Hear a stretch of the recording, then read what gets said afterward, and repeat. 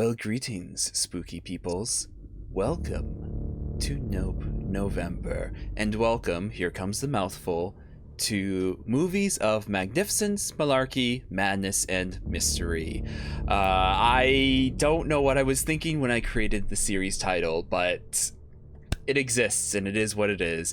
And this is the series where we take a in-between movie that is neither good nor bad, and try to fit it into its own category so that all of you can rank it as how we see fit. Joining me today is fellow movie watchers, Jeff and Jacob, and Nathan potentially is still there. I'll swallow your soul. Nathan is still here as well. And yes, actually, perfect segue. The movie that it's of course will be on the title screen, but whatever. The movie we are talking about today is Army of Darkness, the third Evil Dead movie from the original trilogy. And before any of you ask, and before any of you guys ask, no, I have not seen the reboots. I've just seen the OGs. So I heard Evil Dead Rise was apparently good, and the reboot as well. And the reboot of Evil Dead actually had, now doesn't currently, but it had the record for the most blood used in a horror movie. So It was pretty good. Pretty bloody. all right, well, first job right now, so one of you to give me a recap of the movie in 60 seconds. Well, I mean, to be honest, this movie is basically glorifying Deadites. That is very true.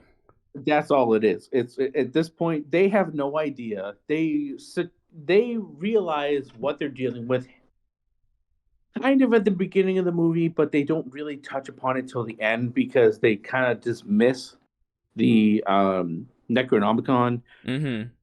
So they're like, one of the kids kind of is, privy to like sort of what's going on, but she's not convinced until stuff starts happening. So the main draw about this movie is that crazy stuff starts happening with their stepmom. I think it's their stepmom or Army of Darkness. Oh, yeah. Army of Darkness. Oh, Army of Darkness. I heard you say Evil Dead Rise. Yes. No. A recap of Army of Darkness. Sorry. No, totally. Army of Darkness is a continuation right after Evil Dead 2, which is sort of a remake / inclusion of Evil Dead 1. I will talk about that in a minute, actually, because I have a bit of a gripe. I have a bit of a gripe about the remake. That inclusion is dicey. So I'm glad you're talking about it, because Evil Dead takes place right after the stuff happens. Ash gets sucked into the hell portal from the Deadites, and then, with his missing arm, there's a bunch of stuff that happens. He's got a chainsaw gets sucked in with him. His car gets sucked in with him, and they don't know what's going on, but they see this dude get sucked into their realm from a portal that they think is hell, and he suddenly, he chases off all these demons. At first, they think they're okay, but then they're dubious of him, so they throw him in a pit. But then he proves himself, and they have no other reason to kind of question his, genius, because he's able to fight the Deadites that they aren't able to deal with up until that point. And then basically from then on, Ash commands an army that shows them how to fight off the Deadites until, he's able to basically get himself back to Asmart. Ultimately, he still saves the day, but ultimately he still gets back to his time, and he still gets back to Esmart. All right. Okay. I actually wanted to talk about the recap. So, Jeff, I don't know, when is the last time you watched the original Evil Dead movies? The first two? Yeah. Probably late 80s, early 90s. Okay. My gosh. Oh, wow. I watched them. So maybe early to mid 90s. Yeah. One thing. So one night, I literally just was like, I was sitting, it was getting towards Halloween. I saw a trailer for the Five Nights at Freddy's movie. I was like, all right, this is the year I'm gonna get myself Horrible. into. I'm gonna get into. It depends. Did you watch Five Nights at Freddy's? I haven't yet. Okay. I take it with a grain of salt, and as I watched it, I thought it was okay. But Okay. I did take it with a grain of salt. I didn't The play game the was games. great. I didn't The play the movie is games. terrible. Okay. Terrible. Oh, Opinion no. stated. That's Okay. so sad. Yeah. So I snarfed myself. so critics were saying it's going to be like another Super Mario movie issue where it's like for people who have played the game and like had it in the childhood, it's gonna be like they're gonna like really like the movie and be like, oh, it's a lot of nostalgia. But then for people who haven't really, it's not gonna mean a whole lot. And I'm hoping, and like as someone who grew up with watching like Markiplier and Jacksepticeye playing the Five Nights at Freddy's movies. That's accurate. Yeah. Like I know Markiplier, I know Jacksepticeye. I didn't play any of the Five Nights at Freddy's, but I did see a couple of like long plays and stuff. So I'm familiar with the material. Mhm. I watched the movie before Halloween, and I thought, like, if someone was gonna go into this without knowing any material, they did a decent job of at least explaining things beforehand. So at least you know you're going into a movie like, oh, this is like you're gonna be a security guard in a derelict Chuck E. Cheese, and like crazy stuff is gonna go on.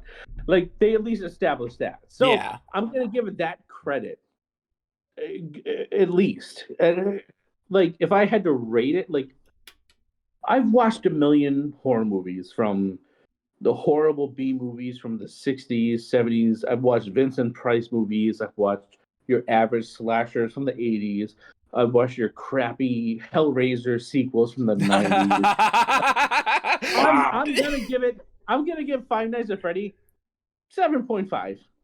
Okay, All right, that's not too bad. So here's the thing. The first Evil Dead movie, in my mind, is a typical. I don't want to say typical 80s horror movie, but it is, because you have like the abundance of the. And my mind is blanking. There's like a term for it where they do like the really like intense like body horror effects. That's not Cronenberg, right? Well, yeah, Cronenberg was very body horror. Absolutely. Yeah. They had a lot of zoom ins with that kind of crap. Yes. So yeah, if you were like that, you know, absolutely. Like I would go along with that. Like the first. And that's the reason why Sam Raimi made the second Evil Dead, but also kind of made it a 1.5. Like he kind of, like it's Evil Dead 2, but Sam Raimi did also consider it kind of like sort of a remake. It's very dubious. Yes, and here it brings us to Army of Darkness, the recap. So the recap that bugs me that they kind of, so in first Evil Dead, you got Ash Williams. His sister, his sister's boyfriend, his girlfriend, and then I think another. There was like an extra person. There was like an extra person. There's always the one random extra third wheel person. And then in the recap for Evil Dead 2, it's just Ash Williams and his girlfriend. Like they kind of retconned that without actually like talking about retconning that. So I actually saw. Oh man. Oh no. What's his name? What's the actor's name? Hold on. What's Ash Williams' actor's name? Bruce Campbell. Thank you. Yeah, Bruce Campbell. Yeah. Bruce Campbell. So I saw an interview with Bruce Campbell, and they were talking to him about, hey, how do you watch the Evil Dead movie? He goes, all right, so you'll watch the entirety of the first one till the credits roll, and then fast forward past the recap to the point where he gets thrown temporarily possessed by the demon. It's like, there you go, you caught up. But then they do it again in Army of Darkness. They glaze over the fact that he had friends, which has bugged me because in the first Evil Dead movie, Ash William actually didn't kick a lot of didn't beat up a lot of the demons. It was his friend who's like Scott or something, right? Right. Yeah, like in the second one, he beats up himself even. Yeah. On top of everything else. Like, He he's just- putting his own like Yeah. Mm-hmm. By the time he gets to Army of Darkness, he's like adept. Yes. Yes. At fighting these things, and Even in the scene where after he got out of the pit and like established, hey, you know, I'm the boss here. Let's talk about send me home. And he's temporarily attacked by a deadite. And it gets knocked out. It's on the ground, and Arthur is going over to investigate it. He grabs Arthur's hands, like, no, it's a trick. He knows now. So all of a sudden, it's almost like he has a supernatural ability, you know, to fight these things. He knows them. He can read them. Oh, if I knew you wouldn't like it, because I know you wouldn't like it because it's not your type of series. The series Ash versus Evil Dead does a good job of like doing a little bit of Do you not like it? I love it. I was just curious if you ever heard of Ash versus Freddy versus Jason too, because that's at this point that's canon as well. No, it's not. I need. As much as I find it ridiculous, Ash versus Freddy versus Jason is canon. No, it's not. There's no way. It's friggin' ridiculous. I implore you to read it, just because of how absurd it is. Okay. But like, yeah, but it's the same. It scratched the itch of people who didn't have access to Freddy versus Jason before that became a movie. Mm-hmm. Once that became a movie, it was like whatever. But like after that, anything goes. You know, Freddy took Kelly Rowland from Destiny Child and he slapped her fucking nose off. So that was funny. But yeah, that was one of the craziest things about Ash and the Deadites was some of the publications that they made after the fact Mm-hmm. kind of brought the Deadites with him almost in a way. Yeah. Not that it was Well, not that he Darkness loved ended. it. Yeah, that's how that is how it ended. Is that is Yeah. He didn't say the incantation completely again. So when he gets back to his own time, when Sam Raimi's character in S-Mart asks him, so did you repeat it word for word? He goes, mostly. Wait, what? Mostly. Yeah. Wait, the guy he's talking to, that's Sam Raimi? The guy who was sitting there, It's that's Sam Sam Raimi. That's Sam Raimi. Gosh darn it. Sam Raimi And, was also... yeah, he's just mostly. So at that point, you kind of have to consider that fact as well, just because we're now in universe talking to the creator at this point. Oh, and once you gosh. cross that line, it's kind of like. All right. Sure. All right. I have notes, and at least we're all over the place, so I want to bring us back to the beginning. One thing that I wrote that I did enjoy is we got a bit more of a peek of Ash Williams' life, working at S-Mart and meeting Linda there, and like I enjoyed that because we didn't really get that necessarily. Maybe a little bit between the beginning of Evil Dead and like partially with Evil Dead 2. I will say I do miss the original narrator voice, the doctor that originally that voice. Yeah. That voice is just so perfect for anything, any type of narration, because it is just you could have him read Vincent Price stuff and it would be gold. yes, it's just that voice is just like burned into my memory because it is just a perfect, it's almost calm, but there's a sense of intensity behind it that just gives you chills, and I miss that because it brought it together. And Just it was Morgan Freeman though. oh What I'm going to tell you is the story about it. That's not bad. That's not bad at all. Anyway, so yeah, we go. Penguins, thing. Huh? Is it Evil Dead, March of the Penguins? Same thing. Yes. Yeah. No. He's doing another one of those wildlife things again, actually. Here is a vampire in their natural habitat. Okay. So yeah. So again, like I said, they retconned the friends out of the recap again. So it's just Ash and his. They found a way. They found a way to kind of just like you knew it was kind of a new version, but at the same time, like he was kind of redoing it. But he wasn't like trying to hide that fact either. Like Sam Raimi was very obvious about that in like the late 80s, like 90s and stuff like that. So we knew ahead of time that like this was something that was a passion project for him. Mm-hmm. And in all fairness, Army of the Darkness, I watched it on Prime and it has it rated as R. I think that's a bit rough because it definitely is PG-13 territory.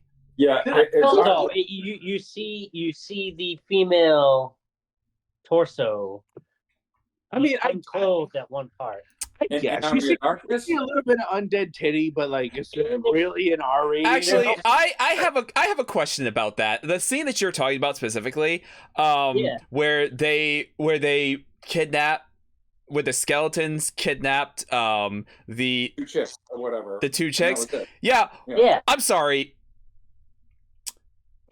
They're skeletons. It's not like they're gonna be able to do anything. When are they gonna bone pretty much 1981. So 1981, you gotta have that, gratuitous booby shot that's gotta be in every movie that's made then. So because it was 1981, that's why it was rated R. That and the language. Where you're right, today it would still be PG-13. Swearing, yeah. Okay. PG-13. So anyway, but yeah, no, I'm watching. We say that, but we also had Bill and Ted's Excellent Adventure, where we had two fat naked trolls with ass cracks that said "station." Yeah, buttocks do not count. So. Yeah, okay, I think buttocks at this point do not count. It's the content. It's the intention, everything that actually matters, which makes sense. Mm-hmm.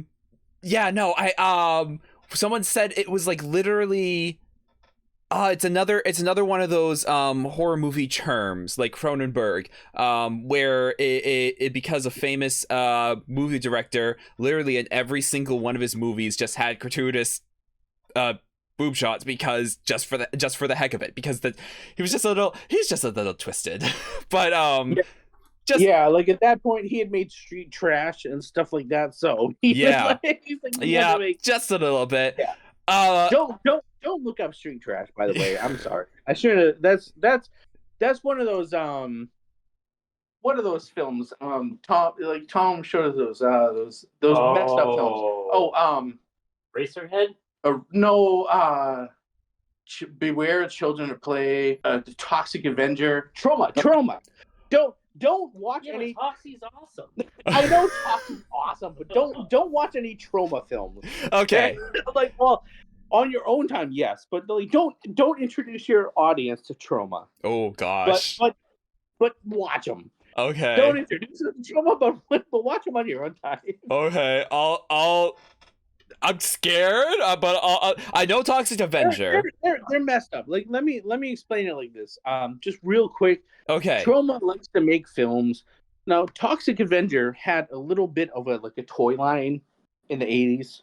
I remember that actually. You remember Toxic Avenger? He kind of had like a goopy eye, on one side and everything. He was a hero. He stood for good things, but Trauma, the company that made Toxic Avenger, you kind of don't watch. I wish I didn't bring them up because there's some other stuff it depends on how you feel. There's this movie called Beware Children at Play, and the whole thing is it's supposed to be a play on this deity that feeds on children and turns them into ritualistic murderers. And the the township is kind of like, oh, my children are disappearing, and then they find them, and normally a movie would deal with it like, oh, we're gonna try and rehabilitate these children, but instead, in this trauma film, they instead are like, oh, we found our children, they've been kind of like mind washed by this tribal child, this feral child. We're just gonna kill them all, and like the whole the end scene is just the end scene is them just like, opening fire. Oh my! And it's on a bunch of kids. They are terrible. They're terrible children. Don't make a mistake. They are very bad. They're feral, and they've been led to believe that they're, not that great, and they do bad things. But like, yeah, the trauma itself it's something to behold on your own. Within horror movies and games and everything in between, there is a line, and like the killing children line or monster children line is it's like a fine, like it's like the smallest tightrope, because it's like I can see where they're like, oh, it's justified because they're monster demon children, but at the same time it's still children, so it's just a really thin line that they're balancing on, and it's like Back when I was younger, absolutely. Yeah, when I was younger, the main rule was in a movie you don't kill children, and you don't kill any animals. And that's right. And then Pet Cemetery came along. Came along. Yes, I was going to say that. Everything. Don't forget about No, Jeff. Now, Jeff, how do you feel about Faces of Death? Oh my goodness! So because that was mostly fake, but the stuff that they did include was medical footage. So what?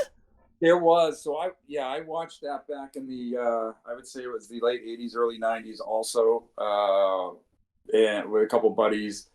And a lot of it was staged, but there was medical footage of actual. So yeah, how'd they get away with that? Well, no, but that's what they wrote upon that line. They knew that there was certain documented medical footage that was released to the public. If anyone asked for those records, they were allowed to see it. So they took carte blanche with that kind of stuff. Right. So they just skirted that line. But yeah, like I said, 90% of it was fake. For killing children, and then you got Anakin killing all the younglings. That's off screen, though. That's off screen. That is off. Well, I mean, technically in Pet Sematary, they don't show the little kid getting killed, just his sneaker rolling away. And that's a discussion video. I have to said. It depends on which version you're watching, because the most recent version from like 2018 or whatever. Yeah. The daughter lives, and the child, the other child, Gage, like the kid who's supposed to be Gage, is the one who dies, which is pretty messed up in the remake. But yeah, right. Yeah, bring it back. All right, so anyway, Evil Dead. Army of Darkness. So I'm gonna jump up a little bit to the first little flaw, and this is just me, and this is just what I go when I watch the movies for. There is Army of Darkness, no flaws. Wait for it. There's a couple. Oh no, I'll let you have it. I took notes. Uh-oh. The only flaw I see is him trying to say Tally 4. No, but it's something close, actually. So really? when they're bringing all of them into the castle, which, by the way, was that Camelot or was that just a random castle? I mean, Camelot doesn't actually exist, but okay. Yeah, like it doesn't, but it's like the closest thing they believe in. Okay. So because it was King Arthur, so it's like yeah, right? Yeah. It's not King Arthur. Did you say Ragnar the Red? Yeah. Oh, right. Not Ragnar the Red. Henry the Red. Once was a hero named Ragnar the Red. Okay. No. Anyways. So they're bringing Ash and the Stalks with all the Henry the Red guys. Okay, wait. I don't understand why he was in stocks with one hand cut off because he could just slip it out. But go ahead. Oh, you're saying there's no flaw. You're saying there's no flaw. Look at that right there. That's He's good. shopping S-Mart. That's why. Yeah.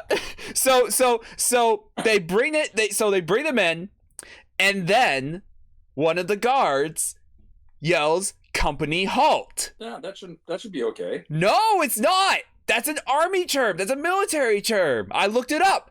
I paused the movie. That was an army. No. Army of Dead. No. Modern military terms. I look. So back in the day, the medieval times, they didn't have like a company halt kind of like command. They could have just said halt, but the way that they said company halt, I'd like that. Just that sounds very colonial, right? Yeah. It was 1500. That's what. Like I remember that command when I was in marching band. Like Yeah. company halt. So to me, it's like I feel so. I thought that's like. I think that's wrong. I think that's incorrect because I looked it up. I figured out like the origination of like the different types of military commands and like that, and that was definitely one of them. It's just like I just caught it. I was like, I don't think that's the right term. If they just said halt. You're right. Yeah, I think it's a weak argument. Yeah, All right. I mean, Well, let's. Wait a minute. Let's see. it's Did spot on. you do any further research? Did you find anything further once company halt was issued? Let's ask Siri. He said tally forth. Like, is that accurate? Tally for I don't think so either, actually. Moving on though. So there is one thing. Huh? He lost his jaw over the fact that he said tally forth. Why would he try so hard to say something like that if it didn't even mean anything? Oh, you're talking. He just lost his jaw. He said, "Just go." Just go. Oh, wait. I don't want to defend it actually, but I'm going to. He's got a plan. Because it's Evil Ash, who has Really? You think the commander is Evil Ash? Memories. Who has Ash's memories. So Oh, okay. So since he said if it was anyone else, I would be like, okay, yeah, no. But it's Evil Ash. It's a like evil clone of Ash who has Ash's memories. So he says the same things that, like he says, give me some sugar. He says the same thing that Ash says. Yeah, exactly. So it's so. I don't want to make that argument because I'm supposed to play devil advocate here, but yeah, and I will. And while I'm being nice, one of the things it's a little thing. One of the things that I really like about Army of Darkness is when they're walking through the crowds. It's not just a bunch of mindless jabbering. You can actually hear what the crowd is saying. Like to me, that's just like, oh, I like that. That's a nice look because usually like you're walking through. Okay. Do you have any? Do you remember anything what they're saying? So a couple of the things that I heard them say was when they're bringing Ash into the castle for the first time, they're all yelling, "Yeah, it's Henry's men! Throw him in the pit!" Things like that. Yes. Yeah, throw him in the pit. Yeah, and then when Ash comes back from getting the book and he's messing up and unleash the evil and everything, the crowd starts murmuring and I can pick out things like, he's nothing but a coward, I can't believe him, you were the prophesied about, things like that. I can pick up pieces like that. I like that because it's like, I don't know, it just made me, it just like felt right. But my favorite part actually with Ash interacting with the crowd when he's giving the whole S-Smart spiel on the shot. He's all about that. He's holding it up and they're all like, they're checking out the stock, they're checking out what he's saying. I was being mean. As soon as he said 12 gauge Remington, I was like, all right, is it actually? I looked it up. It is the right gun make. It is the right gun make. Yeah, so right gun. I was like, all right, fine. You win. You win for now.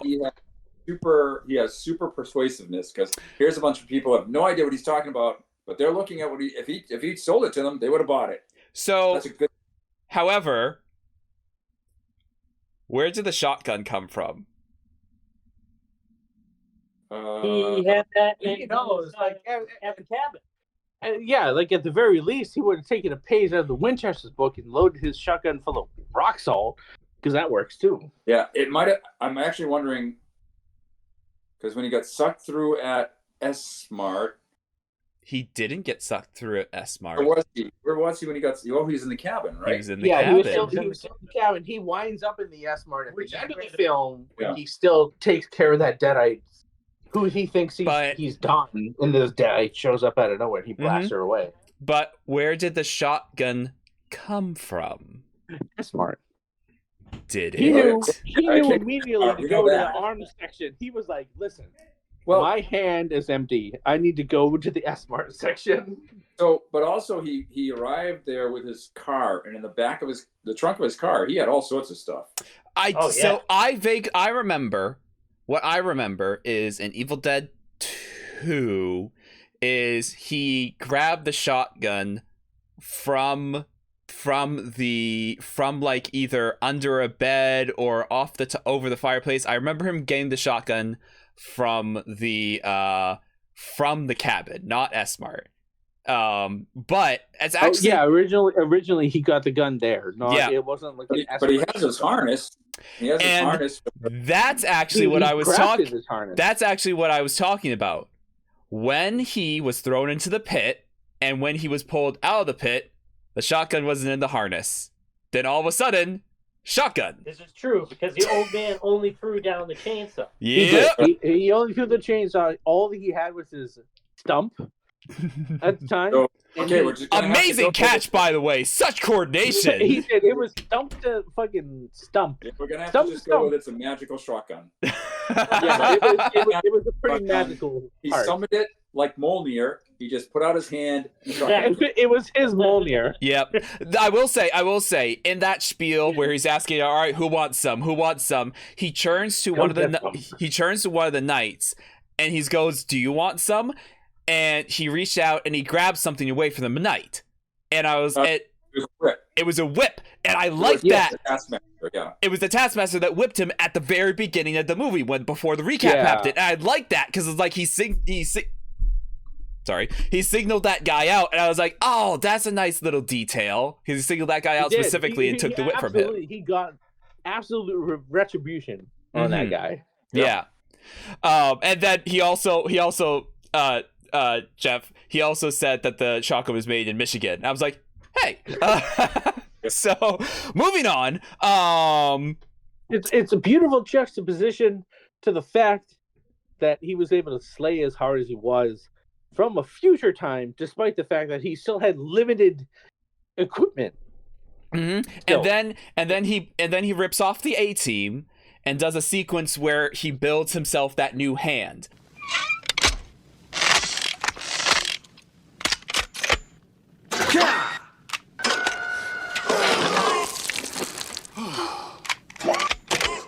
Groovy. Which Where does he? That- in the very first movie, they were a bunch of college students. Was he some sort of mechanical engineer or genius? No, Was he was not any of that. that's what I want to know. I want to know. Was one of the other kids Tony Stark? I just don't understand. One of the other kids must have been Tony Stark and told him something. He's got a chem book. He's got a chem book in the trunk. He knows how to build himself a basic, fully working prosthetic from He's scrap. got a gauntlet. He's got a gauntlet that has full range of motion for each finger. Mm-hmm. At the very and least. can crush the pewter cup, which I'm like, okay, with just hydraulics, but Yeah. So here's There's a one lot thing. of suspension of disbelief there. Yeah. There is one thing that bugs me so much, and I'm glad that we have the Ash versus Evil Dead series because they did a good job. But in this movie, in the recap, talking about the Necronomicon, bound in human flesh, written in blood, with all bouts of burial rites and rituals and everything. Okay, good. Wiseman also brings up how there's like rituals and summonings and all that jazz. Why? Why is it here? You say it's not meant for the living. Who made it? Why? What's the lore behind it? I need something, and there's not there.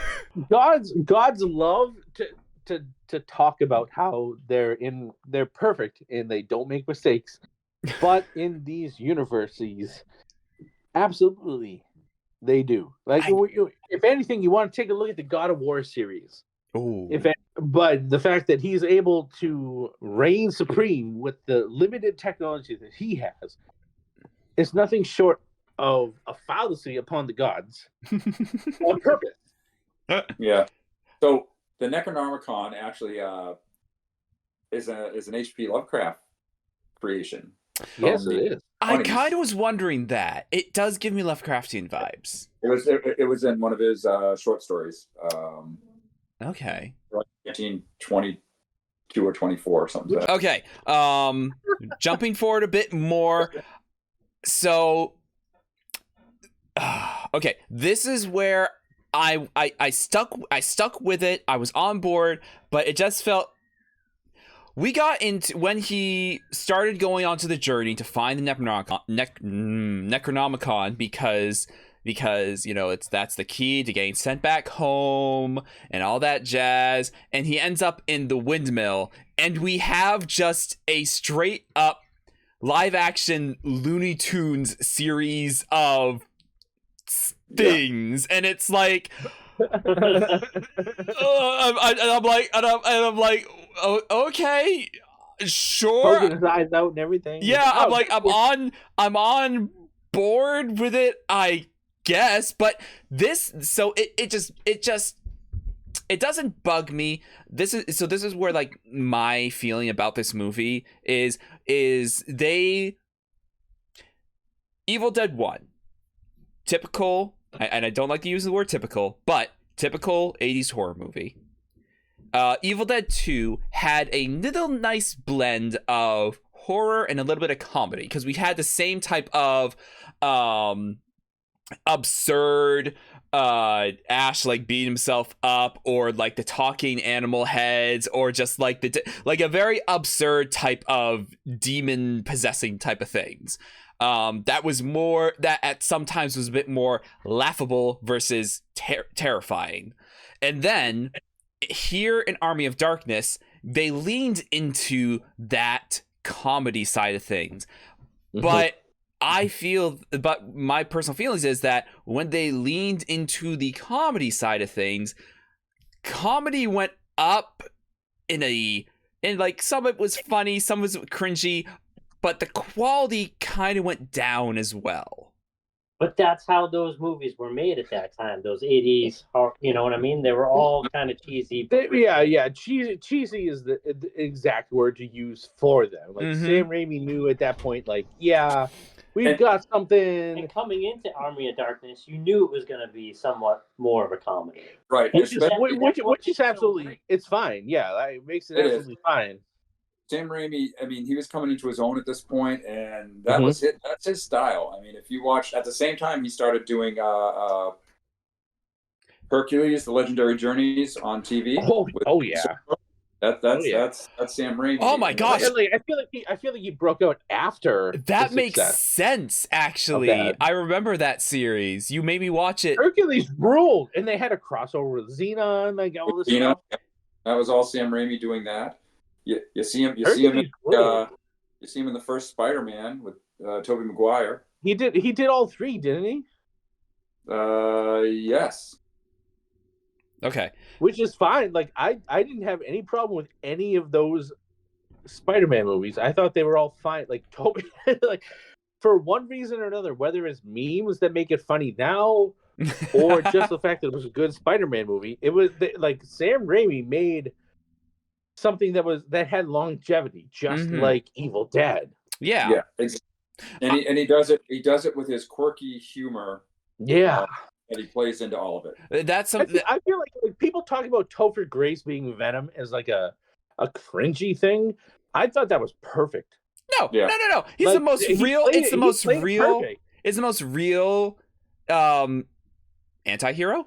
Anti-hero? Yeah. Anti-hero. Yeah, Most real anti-hero because in the Venom movie, you know, the typical like superhero that they're right around and they always look good or jacked, whatnot. Dude looks like a complete mess. He's like got sweat stains on his hoodie. Yes. He looks like he's like 2 seconds from dying. Like he's all like He basically looks like Eric Foreman if he became a symbiote. yeah, and so it's like perfect because it's realistic because that's how you would basically look if you're going through all this crap and have a symbiote inside of you. So it's like oh, it's very real. I feel like it attached to him so hard because he had such recessive traits that somehow that symbiote like really attached to, like, because when you really get to the heart of the crux of the symbiote and like where they came from, it's kind of a terrifying thing. Terrifying race, yeah. Mhm. Yeah, they're a terrifying race. Like the symbiotes, like they have their own lore and stuff. Yeah. Like we can spend hours going into that, but like the fact that Eric It's the Foreman weakest out became of all Venom of them. is freaking hilarious. Mm-hmm. Yeah. So pulling back to Army of Darkness, there is something I wanted to ask you guys to see if you have an opinion on this. So after the windmill scene and like the evil Ash was created and he chops him up in pieces, very smart by the way. He throws Buried him together. he buried him and then he spent the time to make a cross and put it at the front of the grave. Yeah. So Yeah. I had a flashback, because like to when I watched the other Evil Dead movies, he did the same thing with all the other graves. So I kind of wanted to ask, I know like with like in certain variations of different monsters, a cross or a holy symbol helps repel them. So does putting a cross at a grave help repel the undead or stop them from rising? Ugh. That's a loaded question. That's a loaded question, so I want to be very careful here and just remind people we're just talking about sci-fi and fantasy here. I think probably the best explanation of that is actually in the movie Fright Night from 1985. Oh yes, absolutely. So, I'm glad you brought up Fright that Night. one, Yes. The vampire hunter from the TV show, from the movies, is hired by the kid because he's found a real vampire next door. And when they tried to use a cross, the vampire just laughed at him. He says, "You got to have faith in it. If there's no faith, it's the faith." So it's like, it was actually one of the best descriptions of Christianity. You got to have faith. You can't just have the symbol. It means nothing. So unless you have the faith behind it, Yes. which means it could be. So that opened it up to, it doesn't have to be a cross. It can be just about any religious symbol as long as you have the faith behind it. Now, putting it at a grave, obviously there must be a reason the crosses are at graves. I'm going to make the assumption without researching it that that's why they're there. So It's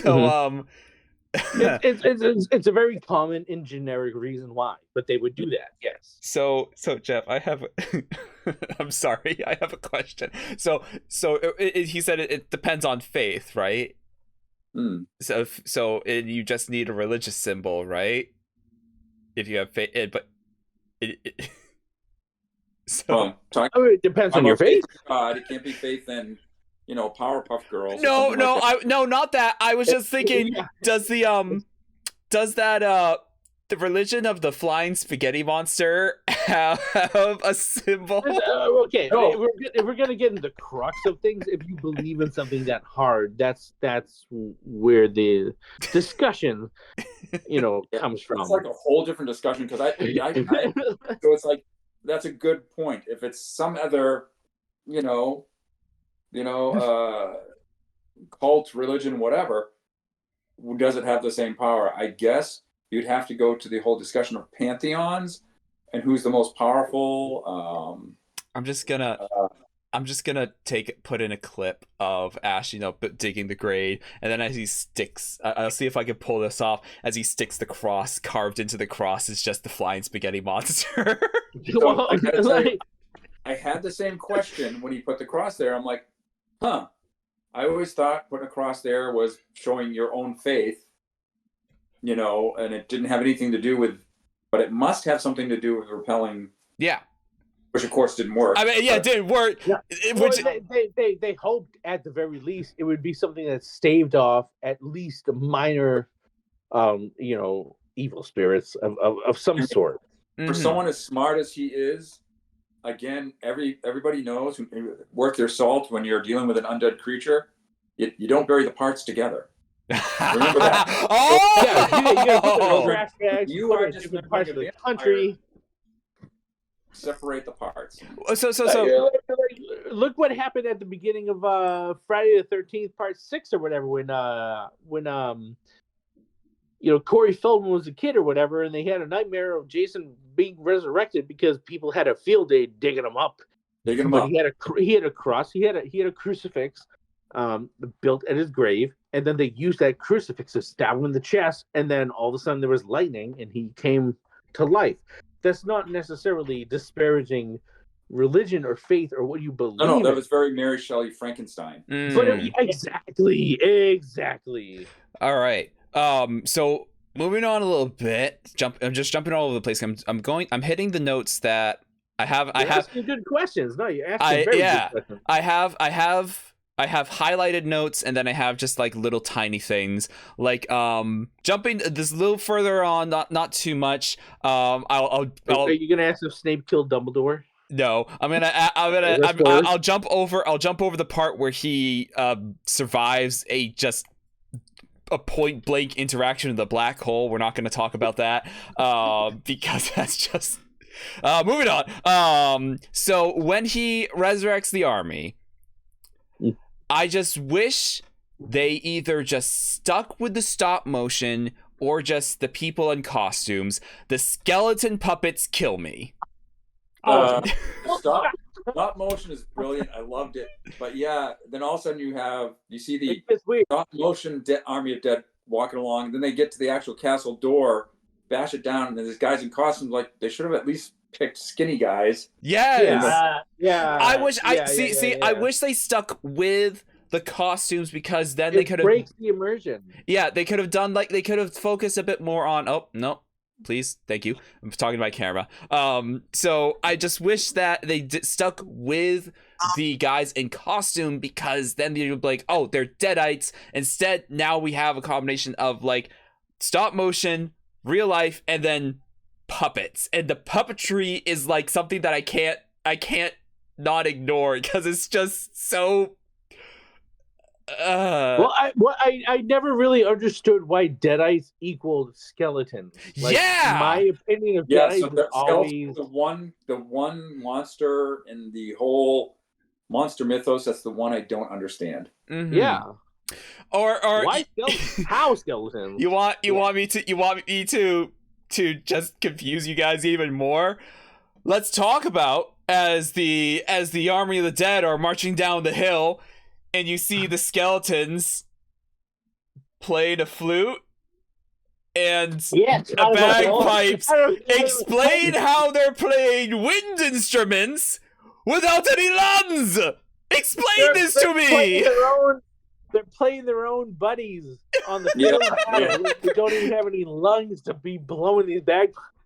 I'm just watching this. I'm just watching it. I'm like, all right, here they come, and then they start playing the flute, and I'm like, no. No. Just another, hey, let's be silly with something.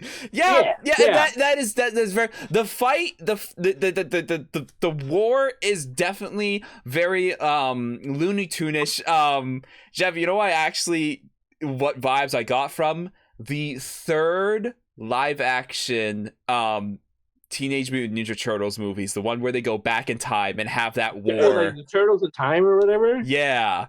That's the vibe I got. The very silly type of them fighting Yeah, that was the crux of being silly, like having Ernie Reyes Jr. using sausages as like nunchucks. Absolutely. And then the bone puns. The bone puns were just too much. I appreciated them for what they were worth, but like I had infinite Haitians to begin with, so I guess that maybe that has something to do with it. And I skipped over the fact that like before this war, before this war, we have a second A-Team parody sequence where they're getting prepared for the war. He's teaching them how to fight, which by the way, those 2 days of just doing the same motion over and over again apparently paid off. They're training. It's a training. They just missed the 80s music. He just turns into like Aquaman, where he's like spinning the spear around at like light speed, and he's just knocking them out. I'm like, where did this come from? I don't understand. And then let's go back to the chem book. I would have been a lot more interested in chemistry if the chemical components of gunpowder was written right in the textbook. I would have been a lot more interested if it was written right down there. Yeah. I don't remember high school chemistry teaching me about gunpowder. Yeah, no. It's just how to make it. It's right there. It's right there in the gunpowder, and then the chemical formula, and it's like, was it in the back of the appendix or something? Where was these chemical components and how to make flash powder and gunpowder, all this jazz? I would have been so much more interested in chemistry if it taught me stuff like that. But kids, this is Bill Nye, and I'm gonna teach you how to make a pipe bomb. Yeah, which basically they do. They make dynamite arrows and basic mortar shells that they launch at the Army of the Dead, and I'm just sitting there watching. I'm like, yeah, okay. You guys watch The Lord of the Rings? You want to make a trebuchet? It's just the when it pushing all the side stuff around the choreography fight with good Ash versus evil Ash. I didn't mind that. I did not mind that the fighting sequence at all. It was really nice. He was like figuring himself out. Mm-hmm. And, like in the midst of the fight, and the figure like, what's my weak spot, and like figuring it out as he's like fighting himself. And it's also like Superman 3 things. Yeah.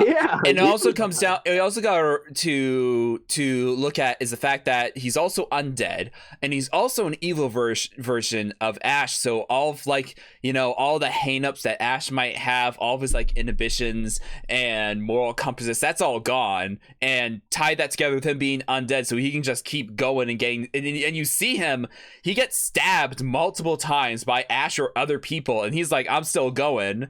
I definitely thought King Arthur died at some point, because you see him getting shot by a couple of different arrows. Like he pulled a Boromir, because it's like, no, let's keep going. But he had like 15 arrows in him. Yeah. Like, run. And then he gets like kicked in the face by evil Ash, and he falls back against the wall, and I'm like, oh, I don't remember him dying. And then a little while later, he pops up with the arrow still in him, and he's like, you keep holding them back, and it's just like, I'm Faramir, not Boromir. I'm gonna live. He's still alive. Okay, yeah, sure. No, that's all good. And then it really did turn into an A-Team parody, because when Ash went and got the car and started wrecking all the skeletons with his Mad Max looking car. Yeah. It's just like the 80s. No, it gets even better, because as he's like destroying things, and then he sees Sheila, he jumps out of the car, and the car flips, and I'm like, it is an A-Team's parody. All of a sudden, it's useless. It's like, that's it. You can't use it anymore. But yeah, we got the decent sword fight. And then like the sword fight was good, and then he set evil Ash on fire. He fell over the wall, and then came back up as a skeleton puppet. I'm like, gosh darn it. I'm like, just could you just finish the fight with it, because then it just looks a little bit And then they did go to stop motion at one point. I was like, okay, that looks a little bit better. I come to appreciate stop motion a lot more. When I was a kid, it freaked me out a whole lot. I kind of wish there's It kind of reminded me of Achmed from that puppeteer guy, the comedian that has the 3 puppets. Jeff Dunham. Oh, with, just Dunham! yeah, It reminds you of It reminds you of Ahmed. Like it proves that even to this day, it's still useful and it can still be funny. absolutely. Oh my gosh! So the fight happens.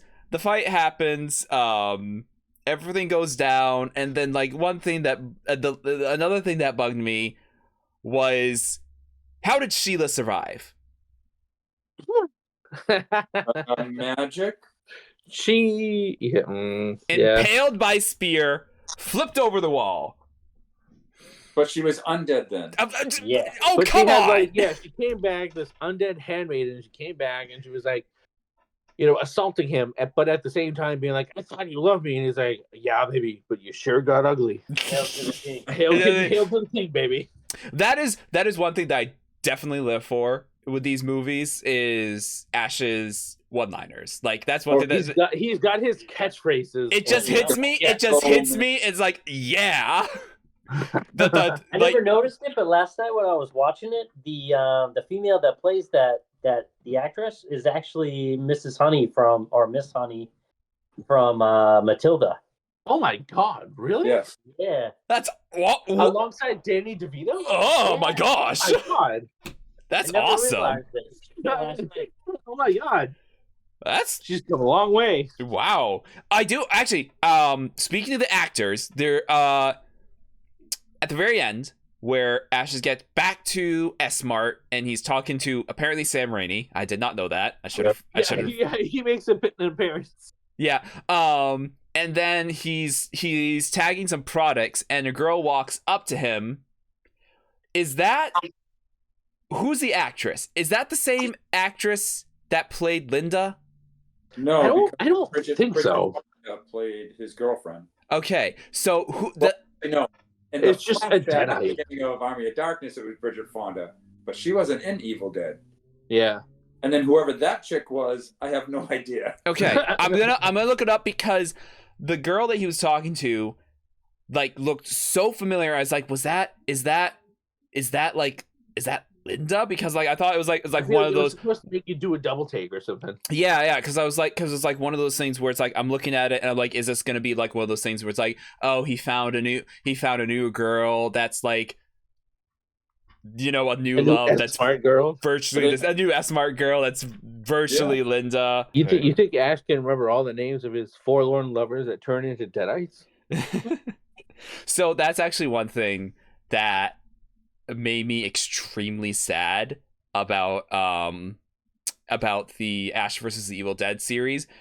All of his flings and people that he fell in love with ended up dying in this. Oh, spoilers! Sorry, if you're watching this, I'll put it like a little spoiler in the beginning, but you should know better by now. There's spoilers. But in the series, everyone that he's loved has fallen in love with, and everything in between ends up becoming a Deadite or dying. And it just hits me because like in the series he ends up having to go back to the cabin to try to like destroy the book or finish it or whatever, and he keeps losing people, and he was like all distraught because he's like, I don't want to go back there because that's where it all began, and I don't want to go back there. And he goes back and his friends follow him anyway, and he yells at them. He's like, oh, you guys are going to die.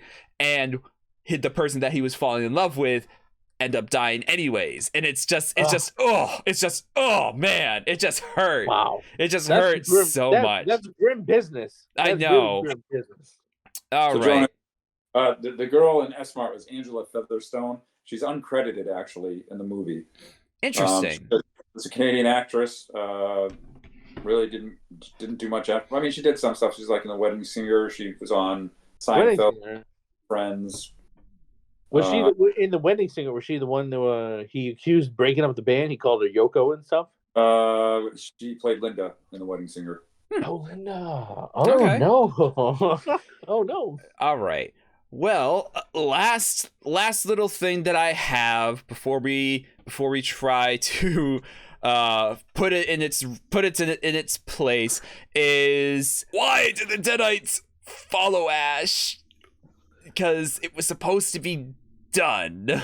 and they ended up following him back anyways. He didn't say the last word, Nikto. Yes, absolutely. Yeah, he flubbed it. He admitted he flubbed it, and he was hoping it was gonna work out fine. Psych, that was a trap. Why is the words for him drinking the potion the same words that he was supposed to say when picking up the book? It's your just typical incantation. Don't give me that! Don't give me that! It's people trying to translate some other language. You're gonna get some. If that's the case, he could just start like saying abracadabra at it, and it'll be fine. And the spell was all like, "Hey y'all, let me get." No, it was the 1300 double.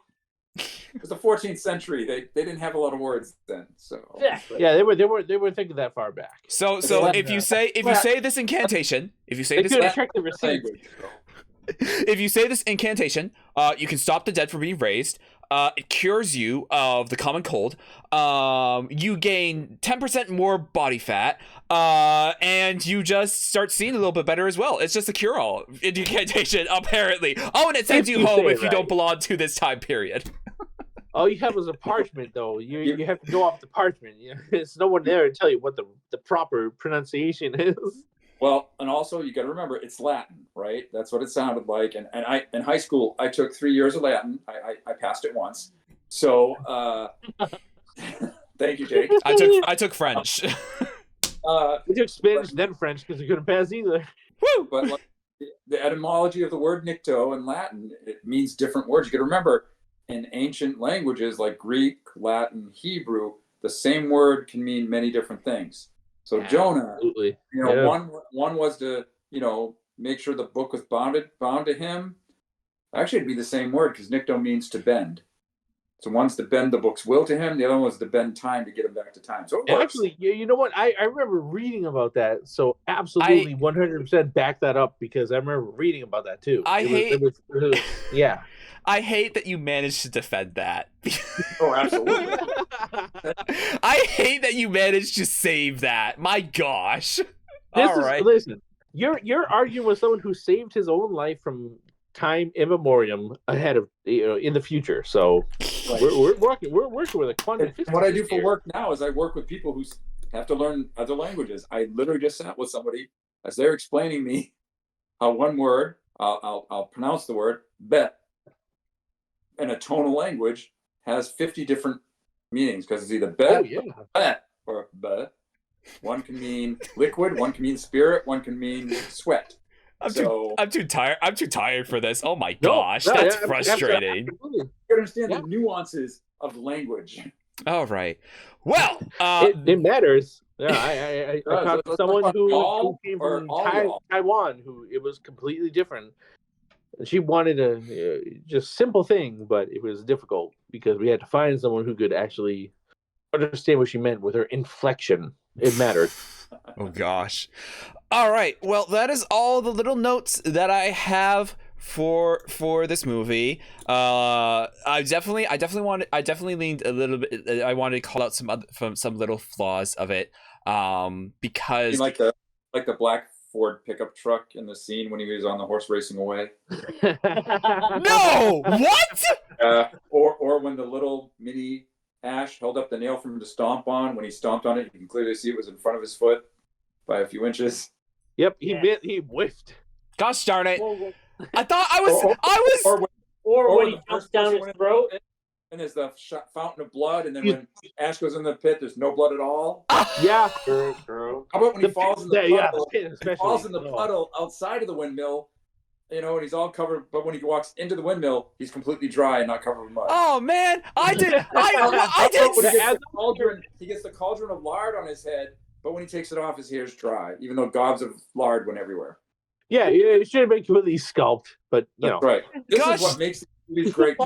That gosh darn it! I didn't see those, and I was doing so good. I was proud of myself with some of the things that I picked up on. The lesson is here with these 80s movies, these 90s movies. Consult Jeff. But hey, you want Easter eggs? That's what we look for. Have you watched Loki? Season 1 or season 2? Season 2. I've not seen season 2 yet. I'm not going to give anything away. I'm just going to tell you to look for an Easter egg. In it is a guy who's Ouroboros. Ouroboros. Yeah, they call him OB, and he's played by the guy who played Short Round and Data. Oh my God, he's Short Round. He's Short yeah, Round. he's Short Round. Oh my God. But pay attention if you watch Loki. Pay attention. At one point, he's playing with his belt, and it is Data's little belt with a suction cup dart. Yes. Oh my gosh! It's booby trap. They're like, yeah, it's booby traps. Like, that's what I said. Booty traps. What I said, booty traps. I love that. All right, so. Oh, that's brilliant. You know what? I just installed World of Warcraft Classic for the first time the other day, and I went to that dungeon recently that feels like it basically was like, you know, it was so good. I had that feeling the whole time I was in that dungeon. It screams that movie. Just because, like, you get to that one part of the dungeon and it opens up and there's a cave with, like, the pirate ship and everything. Okay, so yes. Last thing that we have to do is we have to. All agree that it was a great movie. We have to rank the movie. So the 4 ranks that I have for this series is it Magnificent, which is just a fantastic movie? Absolutely. It Malarkey, which is just a flop, a bad movie? Madness is what I'm leaning towards. Madness is one of those things where it's so bad, but it's good, and I want to lean towards Madness because it's cheesy in its own right, but it's not like awful, because there's certain parts of it that I'm like, oh, that's nice. I did like that, like the choreography and whatnot. Madness is one of the so bad it's good, and then Mystery is you have no idea what's happening in the movie at all, and it just destroys your mind. So, yeah, no, he's absolutely dropped into this timeline. He has to like make do with what he's got. Oh, look at Nathan just brought in another M. You're going for the M alliteration throughout all the words. So a make do, magnificent, melodramatic, melodious madness that makes this movie so magnificent. What was the last M? What was the last M, Jonah? Mystery. On your voting. Mystery. So mysterious. Mystery for the minds. In case you guys are wondering where I got it from, we have to choose one. I have let it get away with it being potentially two different variations, but we have to choose at least one. And I'm outvoted here, apparently. It's hard to quantify. I was sitting on a plane for a couple hours watching this. I had the middle seat. I'm between 2 other dudes, and I stuck in my headphones. I turned this on. I forgot how much I love this movie. So I start bust out laughing, and literally everyone's turning looking at me. And I'm like, oh, I'm sorry, I'm watching this movie. And one of the guys over goes, is it a horror movie? I'm like, eh. But that guy, that's what you wanted to be. Both those guys on either side of me, they left that plane like, well, I'm going to go watch this now. Aww. It is. I like, honestly, like we want to talk about the fact that it has the Necronomicon and Deadites in it, but it is nothing else if it's not a comedy. It does the humor so well. And I think that was the purpose of the movie. So I have to go with, and the whole spirit of Mystery Science Theater 3000, I would have to say that. Yeah, MST3K. I love that. All right. So my vote is magnificent. All right. Magnificent indeed. Yeah, magnificent. All right. Well, any final comments from you three?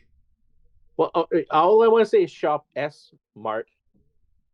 Because it's not only smart, it's exactly. All you primates out there. This is my boom. Yeah, oh exactly. My god! This is my boom stick, baby. I do. Listen up, you printers, screwheads. That is probably one of the things I quote the most is my boomstick. This is my. If you want a tidbit for anyone who's gonna watch this, one of my favorite bands is a band called Coheed and Cambria, and they actually use that sound bit in their first album, The Second Stage Turbine Blade, there's a song where at the very beginning, it's a clip of Ash saying, "Listen up, you primitive screwheads.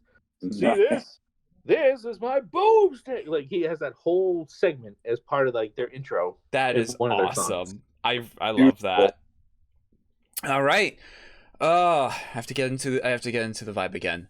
Hey, as you're getting into the vibe, just remember that you can find 12-gauge shotgun made in Grand Rapids, Michigan. Retails for about $199.95, and it's got a walnut stock with a cobalt blue steel. How much? How much? Well, you can also find it at Walmart next to the school supplies, apparently, these days. You probably still could get it for about that much. S-Mart. Oh my gosh! All right, that's where I would shop. I can't believe it's so cheap. I would snatch that up. All right. Well, thank you everyone for joining us for this delightfully comedic and semi-spooky discussion, dancing on the edge of comedy and horror, but definitely on a bit more of a horror side. But we do have more spooky things in store for all of you this month, so make sure you come back here to the archives of Rikquasar to see everything else we have for you. And while you're at it, go ahead and like and subscribe, and stay tuned. I have some more nopes for all of you, so get ready to say nope once again, and say goodnight, gentlemen. Good night, Mr. Fancy Pants. I got news for you, pal. You ain't leading but two things right now, Rikquasar, and that's Jack and crap. Jack is bad. And all we have to say is good night. Good night, everybody.